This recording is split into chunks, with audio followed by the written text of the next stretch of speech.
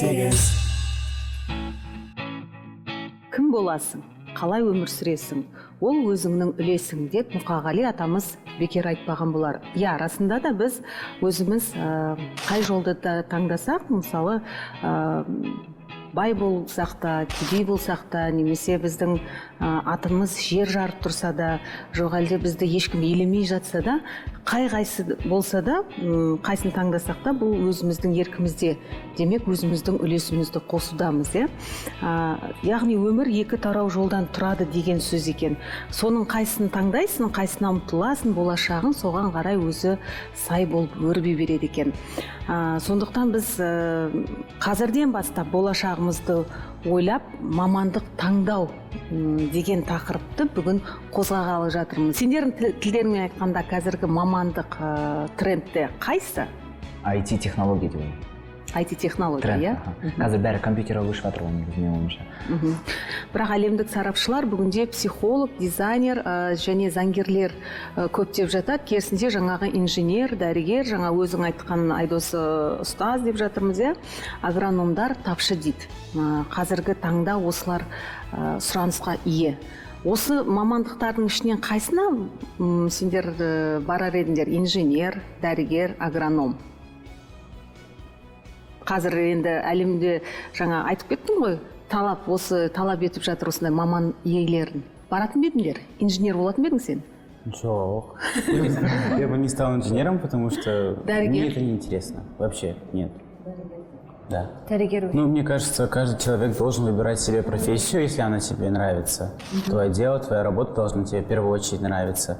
Не потому, что она принесет тебе много денег или тебе это советуют твои родители. Прежде всего, работа должна тебе нравиться. И тогда ты со своим здоровьем все будет хорошо, и сам ты будешь счастлив. Ага, то есть, Алишер, ты выбираешь профессию так, как тебе, то есть хочется, да. Твоя душа пожелает, да? Да. А не так, как сколько заработаю, вот да? На какой-нибудь это работе, на второй план, да? Конечно, это на второй план. Хорошо, а Амаль? Это ты как выбираешь? Ну, знаете, это, конечно, на второй план, да, но это тоже важно. Я тоже придерживаюсь такого мнения, что если ты выбираешь профессию сам, и как бы она желанная, то все получится. Но финансовая сторона – это тоже важно. Очень важно. Да. На сегодняшний день, да. Потому что ты не сможешь любить свое дело, если она не будет приносить тебе копейку. Но у меня родители постоянно так говорят. Я согласна с ними. А ты сейчас, получается, поступила, да? Нет, я закончила колледж и пока никуда не поступала в этом году. Потому что я еще полностью не разобралась, чем именно хочу заниматься. Вот. То есть ты не хочешь заниматься, то есть по профессии, да? Да, я не хочу, мне это не интересно, я не смогу. А какое ты образование среднее получила? Среднее специальное на дизайнера интерьера. Ну, это в тренде, я знаю, это интересно, но не мне. То есть не мое это. Ну, когда, знаешь, мне предлагали стать, поступить на дизайнера интерьера, ой, а что такое? Вообще, что я буду делать? Мен түсінбеймін, ол мамандық не ол деп түсінбейтінмін, рас айтам. Міне сендердің жастарында. А қазір қарап тұрсам, неге соны оқып алмадым екен деп өкінем, да? Сондай нәрсе болмау үшін біз қалай мамандық таңдауымыз керек қазір сендер жастардың көзқарастарың бойынша? Я люблю визаж, что-то грим, но не только. То есть я еще люблю бисероплетение, но нет такой мне кажется, что ты в будущем станешь стилистом. Вам так кажется? А мне кажется так. Ну, не знаю. Ну, вообще, я бы хотела не ограничивать себя одним делом, а, допустим, в будущем работать творческим фрилансером, если можно так сказать. Это, конечно, мое мнение о тебе. Просто я вижу, как ты одеваешься. Спасибо. Спасибо большое. Мамандық таңдауда ең алдымен өзін жақсы көретін ісіне байланысты деп ойлаймын. Мысалы, мен өзім оқып жатқан мамандық әлі Қазақстанда дамымаған, енді дамып келе жатыр да, келген пиар-менеджер мен мамандығым салында қоғаммен байланыс дегенше. Бірақ мен кішкентай кезімде журналист болуды армандадым, актриса болуды армандадым. Сен қазір журналистика енді бұл гуманитарлық қой, иә? Пиар-менеджер. Енді қазір елімізде өзі жаңағы саласына жұмыс таппай жүргендердің осы гуманитарлықты мамандықты айтуға болады 68%. Өте үлкен көрсеткіш. Дәл қазіргі таңда олар өзінің мамандығы бойынша жұмыс таппай жүр. Бірақ біз айтамыз, біз универсал мамандықпыз. Біз журналист те боламыз, біз экономика кез келген салаға бара аламыз. Ол күшті мамандықта, бірақ мен онымен болашақта жұмыс істеймін ба, әлі белгісіз жұмыс істемеуім де мүмкін ол мамандық пиар саласында. Қай саладан күреп ақша табуға болады деп ойлайсыңдар? Мен жаңа қосып жіберейінші, мысалы бізде көбінесе грантты именно сол математика жағынан, физика, математика жағынан көбірек грант бөлінеді, ол жақтан профессияда көбірек. Ал гуманитарлық жағынан жақсы балаларға шынымен қиынырақ келеді. Мысалы, мен өзім математикадан жоқпын, және математиканы ешқашан ұнатпағам. Бірақ бізде мысалы тіпті мектепте де осылай болады да, егер математикадан жақсы болып тұрған балалар болса, қазақ тілі әдебиетінен баға жетіспей тұрса, ол математиканы жақсы біледі ғой дей салады. Ал гуманитария ол бір оңай сияқты да, мысалы гуманитариядан жақсымын десең, гуманитариядан бәрі жақсы ғой, жай оқи саласың, өлеңді бүйте саласың деп. Менің ойымша енді дұрыс емес, мүлде. Мен осы жерде Ризаға қосылып кетейін деген едім. Дәл осы екеуін ұштастыра отырып мамандық таңдадым. Мамандығым электронды журналистика. Онда жаңағы әдебиетте де оқытады, пиарды да оқытады, режиссура, оператор, монтаж бәрін оқытады. Солай өзім таңдадым. Мамандық деп жатырмыз, иә. Бірақ жаңағы кім айтып қалды, Алишер, бірінші көңілім нені қалайды, мен соны істеймін. Екінші планға қаражатты сырып қоям деді. Бұл жерде мен Алишермен енді бұл мамандық емес, бұл хобби шығар. Қалай ойлайсыңдар? Мүмкін хоббимен шатастырып тұрған шығар? Имеется в виду, я думаю, что он имеет в виду запасной план, как заработок. Вот. Потому что у меня то же самое. Например, я пошла на туризм, я уже говорила неоднократно, что но я не буду работать по своей профессии. Сперва я хочу заниматься творчеством, этим зарабатывать. А туризм у меня идет как запасной план. Ну, чтобы, если что, это как... В таком случае у меня дизайн, интерьер тоже запасной план. Да. Но это не хобби. Вообще не хобби. Но это у вас план Б идет тогда, да? Типа план Б, который мы на дальний ящик. Любимая работа – это самое высокооплачиваемое хобби. 100%. Вот мен мысалы журналистикаға түсем, алла жазса. Неге журналистика өйткені мен... Мамандық, иә ол? Иә, мамандық журналистикаға түсем. Неге журналистика өйткені мен одан басқа қолым келмейді басқа мамандыққа. Яғни адамда былай ойлау керек негізі. Менің ең мықты жақтарым қандай, соған түсу керек менің ойымша. Менің позициям. Ты мне говорил то, что твои родители хотят, чтобы ты стал журналистом.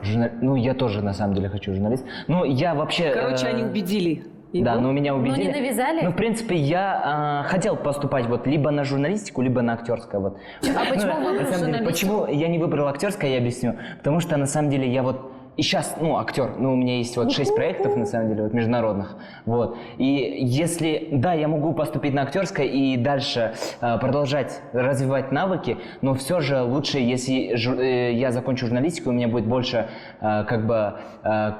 коллег, с кем я могу посоветоваться, с кем больше связей, больше открытий будет. Енді ата-анаң айтып тұр ғой, актер мамандығынан журналистика енді кішкене серьезный мамандық. Енді аздап серьезный Иә, сол жағынан болмаса, ата-ананың сен соны ғана ойлап тұрған шығарсың. Подождите, в смысле? То есть ты жоқ, былай актерлық мамандық шеберлікті көбісі ата-аналар серьезный жаңағы мамандыққа есептемейді, санамайды. И тебе кажется, то, что не обязательно учиться на актерское мастерство, да? Да. Ну, для меня, да. Тебе так кажется? Для меня да, тоже мне это мама так говорит, кажется. например, Дамир, зачем ты сейчас будешь заканчивать актерское, и потом ты дальше будешь играть по-любому в театре, но ты же и так актер, говорит, все равно у тебя есть эти навыки, почему ты, например, на журналистику не пойдешь, например, это тоже очень похожая сфера, и вот ты можешь, например, продолжить там свою работу, зато ты освоишь еще один навык себе. Мен де осы тұста Дамирдің айтқанына қосылып отырып бір нәрсе айтқым келеді. Әртісті сен өмірде жүріп те үйрене аласың, оны журналистика сенің мамандығын ретінде серьезный. Енді айтып алайын, тоқтаңдар, менің ойымда сымбаттың ойы. Сосын мысалында көбіне көбінесе маған андай примерлер келтіреді да, мынау кинода актриса болып жатыр дейді да, ол актриса, ол оққан жоқ Жүргеновті, бірақ ол даладан біреуді кастингке әкелді, ол әшейін өзін көрсете алғандықтан дейді, ол бірақ әртісті оққан жоқ. Мысалы Томириске түскен қыздың аты кім еді? Нет, ол психолог мысалында, сол сияқты әртүрлі нелер бар да, мамандықтар басқа да, бірақ өнер саласына әшейін оларды как-то жизнь әкеліп тастады. Сол сияқты оны өмірмен үйренуге болады, бірақ оған арнайы уақытында құртып деген, это уже как если сен профессионал ретінде театрда жұмыс істейтін болсаң, а кино саласына это не надо. Мысалы кез келген адам жүргізуші болып кете алуы мүмкін, себебі ол жай ғана оқисың, бүйтесің, жүргізуші болу мен мақала жазу екеуі екі түрлі нәрсе да. Мақала журналистің, жүргізуші деп бәрі айтады, мақала жазу бар, журналистік зерттеу деген енді жоқ, ол қараңыздар, ол бәрібір енді Риза менен сұрайды, мысалы, именно жүргізуші болу ғой дейді. Негізі сұраған жоқ просто ладно. Мысалы, журналистика ол өте негізі біз журналистика. Біз қазір бар ғой, біз қазір журналист, актер деп тақырыптан алып кетті.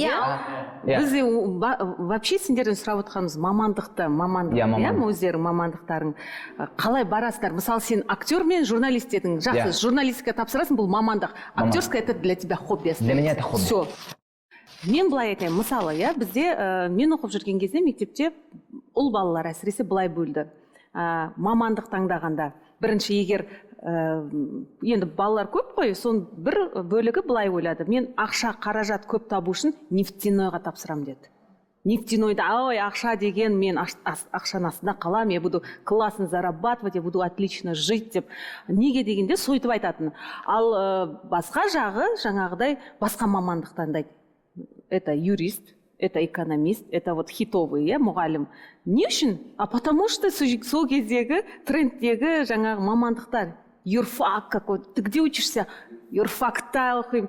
Ой, я там на экономиста учусь. Ой, это круто было, да? Естіген кезінде. А олар тек қана сол есту үшін жаңағы мамандық таңдады да, құлаққа жағымды. Ой, ол круто, и соған кетіп қалады. А на самом деле юрфакта делать ему нечего, понимаешь? Сол сияқты сендерден сұрап тұрмын ғой, қазір сен көздеріңе атақ, даңқ, атым шығарып алу, сондықтан сендер актер, журналистика мамандықты көп жаңағыдай қалап тұрсыңдар да. Ал егер табыс жағынан қарайтын болсаңдар, извини, но журналистикада да жүріп, актерлық мамандықта да жүріп, сен күшті ақша таба алмайсың. Сендер табыстың, қара, неге айтайын саған, табыс келеді ғой, қаншалықты саған табыс түседі, сенде соншалықты шығын екі есе шығады, понимаешь? И у актеров, и у певцов, и у журналистов, потому что шығынды есептемейді да ешкім, тек қана кіріс. Бұл жерде енді шығысты да есептеп білу керек. Қазіргі таңда сендерден сұрап атқаным сол ғой, сендер қазір сол жылтылдаған жаңағы атаққа қызық тұрсыңдар да. Осы жерден сіз өзіңіздің пікіріңізді қосып кетсеңіз, менікі дұрыс па, жоқ, бұрыс па? Ең бірінші мамандық таңдау барысында Жұлдыз ханымның айтып отқан дұрыс. Себебі мамандық таңдау дегенде бізде бір серьезно қарамайды. Яғни социум не айтып жатыр, бізге сыртынан қалай көрінеді, біреудің көкесі бар, аты енді Азамат болсын, который юрист болып жақсы табады, сосын мына жақта Айгүл деген апайдың баласы бар, жаңағы Азамат деген көкені көріп алған, мен балам да юрист болып ақша табады дейді. Бірақ ол қандай юрист болады, қандай качество, оның қабілеті бар ма, жоқ па, ол нәрсені ешкім ескермейді. Одан кейін профессияның қиындығына біздің балалар дайындалмайды. Мысалы, қарапайым журналистиканың қиындығына әлі дайын емеспіз, актерскийға барғымыз келмейді деген сияқты. Кез келген мамандық таңдағанда оның плюстары, минустары, справлюсь ли я с этим деген вопрос болу керек. Ол сұраққа сіз әрине міндетті түрде, әрине өзіңізге жауап беру қиын болады. Сондықтан да психологиялық тесттер бар. Сіздің мамандыққа біріншіден қабілетіңізді ескереді, сіздің ойлауыңыз нелер болады. Логикалық ойлауы мықты, сөздік логикалық ойлауы мықты, сандық логикалық ойлауы мүмкін, немесе сандық ойлаулары деген сияқты өздері ойлау типтары бөлінеді, сол типпен сізге есептейді. Одан кейін қызығушылықтарыңызда просто предложениемен, мысалы, біреуге маған сөйлескен ұнайды, оның ішінде сіз педагог, медицина қызметкері, әлеуметтік қызметкер, психолог. То есть сөйтіп сізге жіктеп шығарып береді. Одан кейінгі қызығушылықтан кейін сізге ата-анасынан тест алатындар бар. То есть ата-анасы қалай көреді сырт жақтан. Сөйтіп сізге шығарып береді мамандық, қай мамандық сізге ұнайтындығын. Бізге бірақ олай профессиональный ешкім келіп, қарап, осы мамандық екен деп айтып жатқандар өте аз. Проблема молодого поколения в том, что они информацияны зерттемейді вообще. То есть, допустим, как я выбирала себе профессию, я вроде имела понятие о том, что такое дизайн интерьера, но не так много. То есть мне стоило открыть интернет, почитать побольше, узнать, может быть, найти человека, который уже работает в этой сфере. Да, чтобы как бы посоветоваться, узнать, что, как, почему. Но я этого почему-то не сделала. И вот я заметила, что многие вот так вот ленятся, а потом поступают не на ту профессию, страдают и тратят и время, и деньги просто зря. Выбрала дизайн интерьера. И в конце концов, что? Я обучилась 3 года, потратила время, деньги, но заниматься этим не собираюсь. Несімен ұнамай қалды саған бұл мамандық? Ну, не знаю, это как-то скучно и неинтересно для меня. Мне не нравится то, что как бы ты же работаешь с клиентами, так скажем, а в основном все клиенты любят коммерческие заказы. То есть то, что ничего необычного. А мне такое неинтересно делать. Я хочу там что-то радужное, интересное, яркое, интерьеры. Ну, не все же, есть же люди такие же, как ты. Ну да, 1 из 100 человек. Ну, может, первый клиент вот Алишер. Қазіргі жастар өте продвинутый дейміз, өте пысық, жан-жақты, сендер қолдарыңнан бәрі келеді, жан-жақтысыңдар.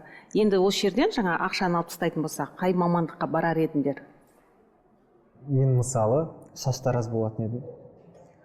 Себебі ер балалардың шашына түрлі прическа жасаған ұнайды. Мен онсыз да менің машинкам бар, ауылда жүргенде өзімнің інілеріме, туысқандарыма, тіпті ауылдың тең жартысына дерлік шашына прическа жасап беретін, тіпті үлкен ағалар келетін, тойға баратын кезде маған осындай жасап бер деп мен жасап беретін. Кейін осы 6 сынымнан бастап сол мен айналыса бастадым. Оны мен тұрақты кәсіп көзіне де айналдырып алдым десем болады. Мүлде мама папамнан ақша сұрауды сол кезде қойдым.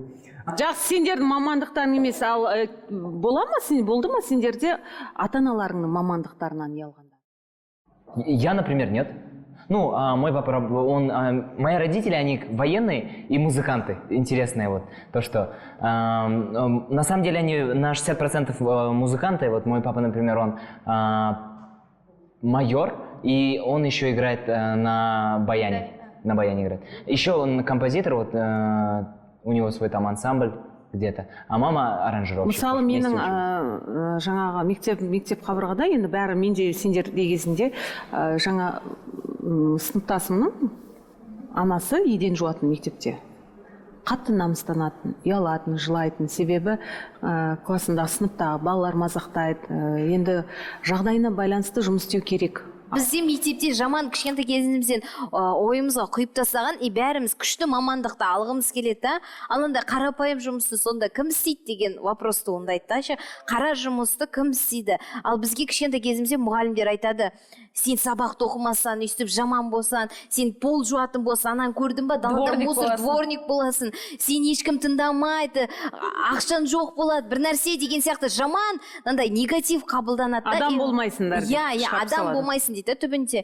И содан кейін қалай біз ондай мамандықты жаман деп ойламаймыз, например, ше?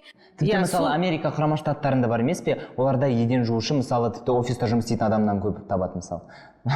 Енді неге мен айтқанын білмеймін.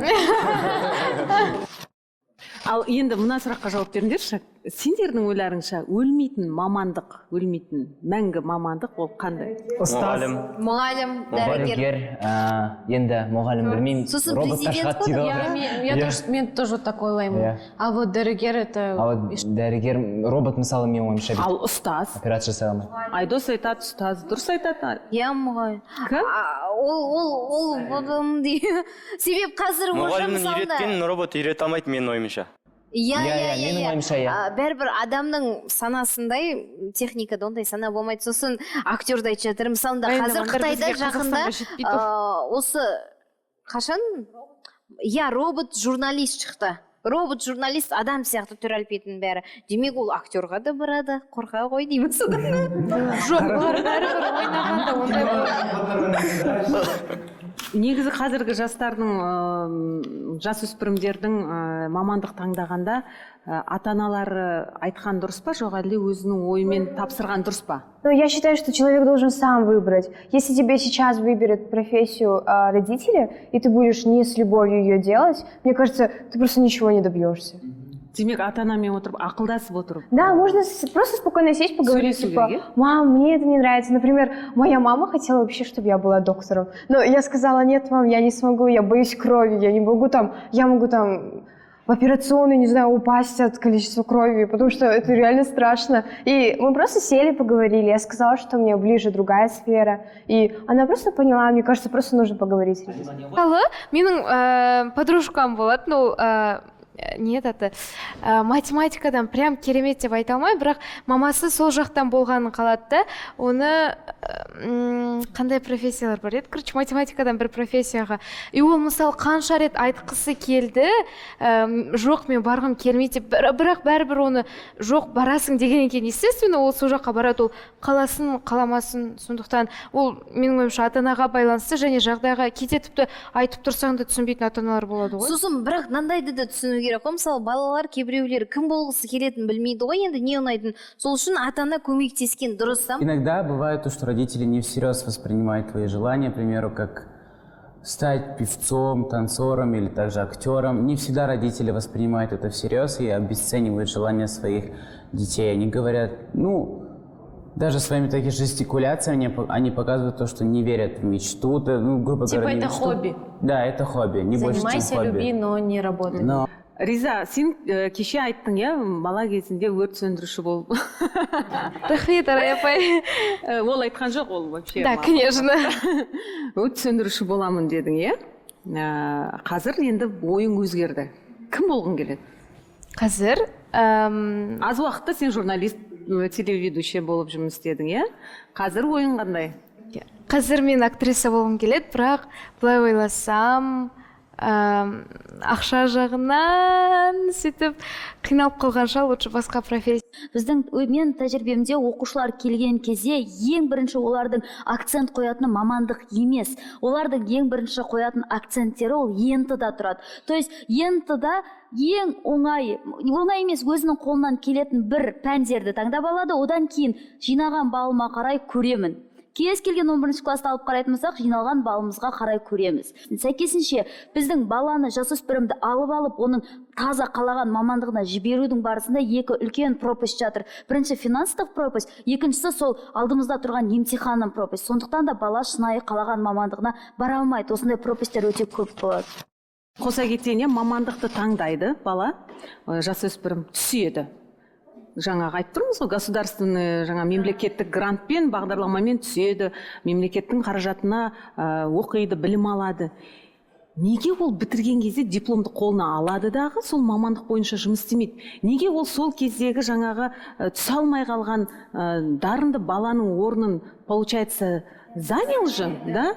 Занял, да, они не работают, просто обал, да, бір шетінен қарап тұрсаң. Қазіргі таңда жаңа жоба шыққан, өткенде мен универге түстім ғой, мен договорға отырдым, осы оқуымды бітіргеннен кейін 3 жыл жұмыс жасауға міндеттімін. Себебі мемлекет мені 3 жыл бойы ақы төлеп мені оқытып жатыр. 3 жыл мен соны мына жақта оқуымды бітіргеннен кейін 3 жыл жұмыс істеуге міндеттімін. Кредит па бұл қалай деп аталады? Міндет қой ма? 3 жыл міндеттімін, ал егер де жұмыс жасамасам, мен 4 жыл оқыған ақшамды қайттан мемлекетке қайтарып беру керекпін. Ал дәл осындай серпін бағдарламасымен оңтүстіктен солтүстікке қарай оқушыларды студент ретінде қабылдап алады. Жұмыспен қамтамасыз ете ме, айтшы? Ол жақта жұмыспен қамтамасыз етеді. Көп студент жаңа апай айтқандай, далада тентіреп жүргенше жұмыс істеген жақсы. Таңдаған мамандығы бойынша емес, НТ-да жинаған балына қарай мамандыққа түсіп кетеді де, сол жақта амал жоқ. Оған біріншіден баланы намыс қинайды бұл жерде. Ой, оқуға түсе алмай қалды, мен мына жерде ата-анамды ойлау керекпін. Ол бала өзін ойламайды, өзінің болашағын ойламайды. Амал жоқ, 4 жыл солтүстікте оқиды да, сөйтеді, келеді.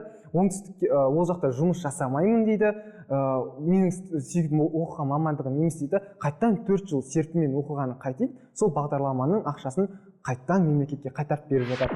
Бізде, получается, жастардың арасында мамандыққа деген өте қате пікір көзқарас қалыптасқан. Мамандық бізде сіздің оқыған процессіңіз, диплом алып, сонымен жұмыс жасау емес. Ол тек галочкамен біріншіден оқуға түсті, плюс галочка, ата-анасына қиындық салған жоқ, немесе жоғарғы оқу орнын бітірді. Қыздарда кездесетін шығар, диплом алу керексің, тұрмысқа шыққан кезде сенің дипломыңа қарайды, тағы бір галочка, солай кетіп қалады. Яғни бізге жастардың арасында мүмкін мамандыққа деген көзқарас қате шығар. Себебі Жұлдыз ханым екеуміз де тыңдап отырмыз, жастардан бір мамандыққа деген көзқарастың әлі айтылған жоқ. Тек ананы айттық, мынаны айттық, айналасында ғана жүрміз. Бірақ өмірде ол қаншалықты маңызды, жетістікке жетуде ол қаншалықты маңызды екен әлі ешкім айтып жатқан жоқ мына жерде. Және де бір өте қозғайтын тақырыптардың бірі ол осы Қазақстанда білім алған сапасы жақсырақ па, әлде шетелде білім алған жақсырақ па? Яғни бізде осы шетелде мысалы айтсақ, кәдімгідей бала оқып,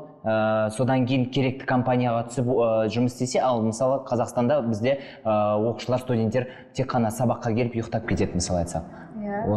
Былай айтсам бола ма? Мен мынандайда шетелде оқыған жақсы. Себебі сен Қазақстанға келгенде сені кез келген жер қабылдай алады. Себебі сенде международный дипломым бар да ше. Ал Қазақстанға түскеннің өзінде біздер бір нәрсені таңдаймыз, университеттің атағын таңдаймыз. Бәріміз кимэпке түскіміз келеді, СДУ-ға, Казгу-ға, күшті UIB-ға ше. Ал біз ешқайсымыз өзіміздің қаламыздағы университеттерге түскіміз келмейді. Оның атағы жоқ деймін. Негізі қазіргі таңда көбісі еріншек деп ойлаймын меніңше. Өздерінің талқылап жатқан мамандықтарын сол сала бойынша жұмыс істемейді көбісі. Не болмасын, олар сабақты ұйықтайды дейсің, Дамир мысалға. Ол өзі егер қызықса сол салаға, сабақты ұйықтамайды. Неге ұйықтайды ол? Жастар себебі еріншек. Ой, да ладно.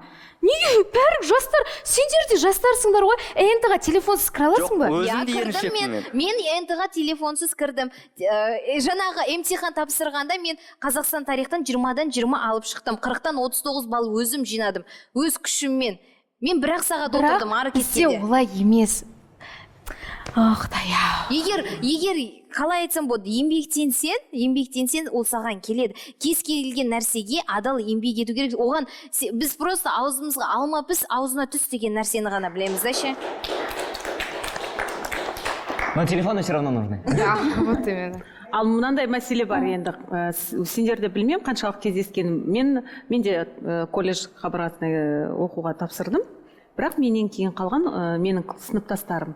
Бірінші сыныптан бері 5-ке оқып келе жатқан сыныптасым НТ-дан. Даже проходной балл жинай алмады. Соны айтып тұрмын ғой, міне мәселе. Вот это вот обидно, знаешь? Вот, потому что НТ-да реально өйткені ана бала бәрін біледі, весь класс сидит, просто жаздың ба, есеп шығардың ба, дай переписать, көшіреді. Ал мен де айтайыншы, сабағы есеп несін жасап беріп отыр.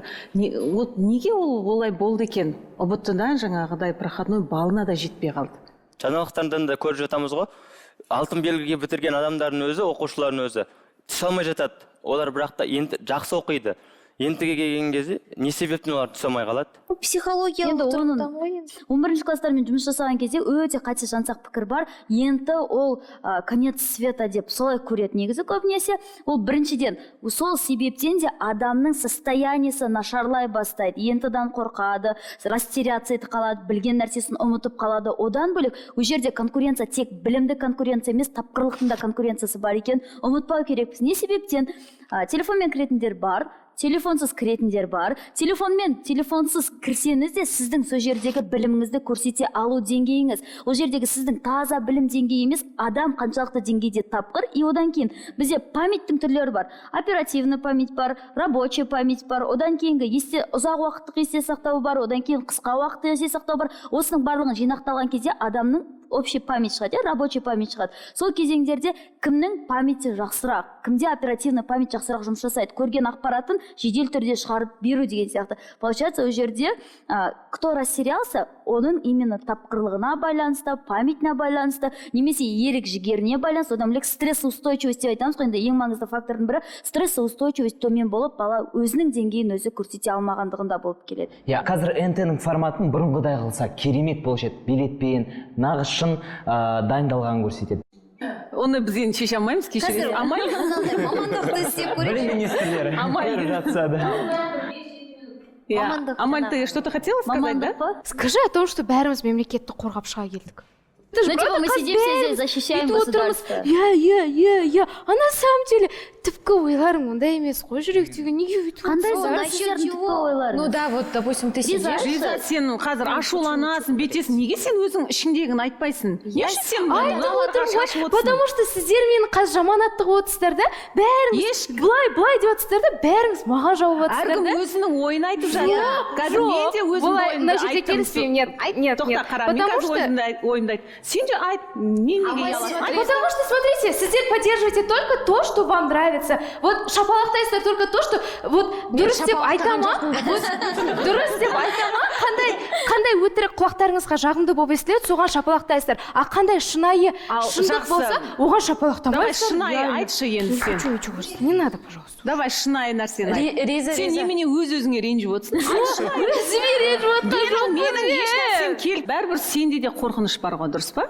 Иә. Себебі тек сіздер тек... Сен қазір сіздерге құтылып кетіп жатсың. Потому что мен кешеден бері... Сенің ішіңдегіңді шығара алмайсың. Шығаруға сен қысылып тұрсың, ялып тұрсың. Білмеймін неден, кімнен, бірақ саған мына жерге айт деп жатырмыз, иә? Сен өзің айтып отырмын ғой мен бағанадан бері. Сен де айтқаның мынау... Все, мы не понимаем твоих эмоций, понимаешь? О май гад. Вот, о май гад, то же самое. Мен бағанадан бері айтып отырмын ғой, просто вы так моментально меняете свое мнение. Айтсайшы, осы нені қорытындылау үшін, Риза, осы тақырыпта Жоқ, мен не қорытындыламай айтылған жоқ, или біз нені өткізіп Орнынан алдық? тұрып кетті, айт. Айтшы,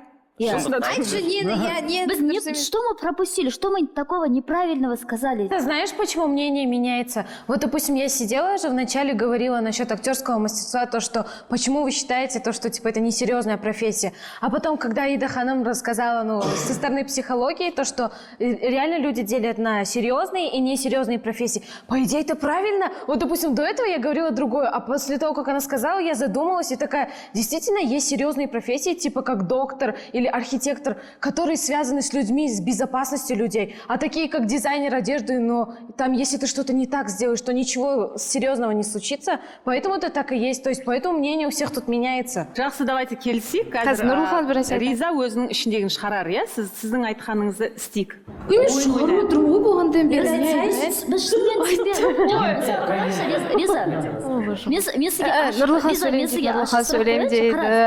Осы жерде сіз бізге көңіліңіз толмай жатыр. Толық. Өйткені біз мемлекетті жақтап жатырмыз. Неге біз бір нәрсені ұмытып кеттік? Сіздің ойыңызша бұл жерде қандай шындық айтылмады? Ладно, давайте закроем эту тему. Нет, мы не хотим закрыть, потому что это подростковая тема. Мы должны знать, что осталось у тебя. Нет, у меня все уже. Сендер мысалы өздеріңде ерінесіңдер, сендер өздеріңде мысалы Риза, бұл еріншексіңдер. Бірақ сендер мына жерде отырып алып, мен ойлаған біз кәдімгідей талқыға саламыз жастар болып деп. Бірақ сендер отырып алып, бәрің бір-біріне ақыл айтып отырсыңдар. Мен шығаратын проблеманың қайда кеткенін түсіне алмай тұрмын. Мен ақыл айтып отырмын. Сіз ақыл айтсаңыз, ладно, сіз ақыл айтсаңыз. Но мұнда 3 ведущий, 3 психолог болып отыр да? А третий? Мен оның мағынасын түсінбедім. Мысалы жастардың барлығы мұны күтіп отырған жоқ. Олар үйде отырып та мамасынан сұрай алады бұл нәрсені. Сендер келіп алып мұнда былай істеңдер. Ал мен ойладым, шынымен іштеріңдегі проблеманы шығарасыңдар деп. Ал біз мұнда отырып алып, бір-бірімізге ақыл айтып отырмыз. Дұрыс, Риза айтады, иә. Бұны бұл жерге біз шығару үшін сендерді шақырып отырмыз, иә. Мы же сказали свои проблемы. Теперь нужно узнать их решение.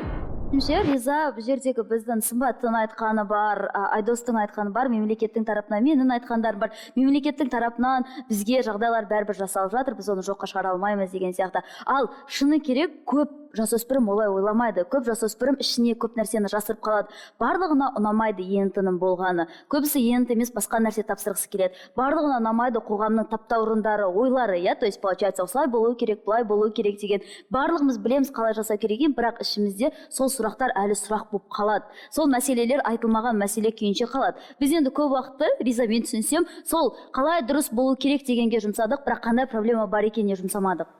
Сен Слушай, я вас обожаю. Енді мамандықты қалай таңдаймыз, ең басына қайтып оралайықшы. Мамандықты қалай таңдауымыз керек, Риза? Мамандықты енді жаның не қалайды, соны таңдау керек деп ойлаймын. Торғай сойса да қасапшы сойсын дейді ғой. Әркімнің өзінің жаны қалаған нәрсесін істеу керек. Ол соның болашақта мамандық таңдауына ықпал етеді тікелей. соны айтқым келеді. То есть нужно выбирать то, что тебе по душе он говорит, а почему тогда ты поступил на IT, а не на парикмахера? Да, ты же сам говоришь, что покупаешь все эти вещи, стригешь там детей. Маған бәрібір жоғарғы білім қажет болды. Өзім журналистикаға 8-ші сыныптан бастап қызықтым. Ол шаш қысқарту меніңше хобби сияқты болып қалды. Жаңа айтты ғой хобби деп. Конфуций айтады ғой, өзің жақсы көретін істі істегенмен, онымен ақша тапқанмен жұмыс жасағандай болмайсың, ол жұмыс жасаған деп есептелмейді дейді ғой. Мен онымен былай жұмыс жасаймын деп есептеген жоқпын.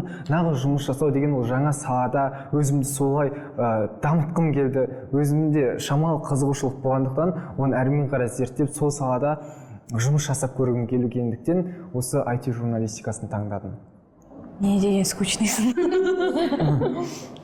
Негізінде адамда былай дейді, мысалы, жүрек таңдауы бар және ми таңдауы бар дейді. Ми таңдауы ол өте дұрыс жолға салса, ал жүрек таңдауы ол саған өзіне ұнайтын нәрсе жолға салады екен. Негізінде әрқашанда жүрек қалауын таңдау керек, бірақ кейде ми таңдауын таңдау керек. Демек, ну где-то нужно тоже, конечно же, думать головой, но все равно... айтқысы келгені мимен мамандық таңдаңдар, жүрекпен хоббиді таңдаңдар деп тұр ғой. Сол. Рахмет. Мен мысалы хоббиім тоғызқұмалақ болса, мен тоғызқұмалақ бойынша қазіргі таңның өзінде де ақша тауып жұмыс істеймін. Мұғалім болып оқып жатсам да, өзім тоғызқұмалақ болып жұмыс істеймін де, балаларды оқытамын. Бірақ меніңше қалай айтсам болады, жан жақты болу керек адам баласы. Бір нәрсемен тоқтап қалмау керек. Мысалы, ғалым болсан, бір жағынан ғалым жағында алып жүр, мұғалім жағында алып жүр, не болмасын спорт жағынан жан жақты адам болу керек деп ойлаймын, меніңше солай.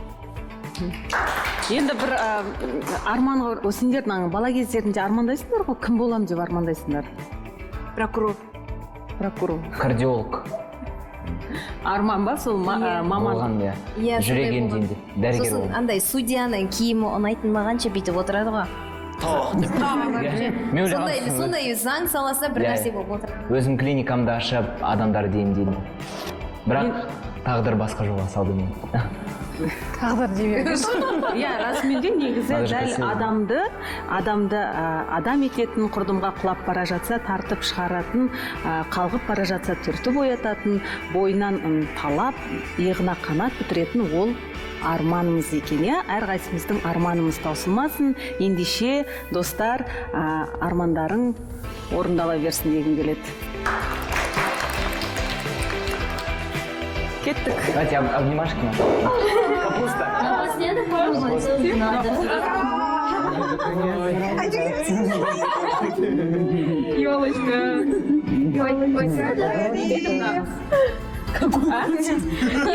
Интрига керек болды ғой. Бәріміз правильный болып қалдық.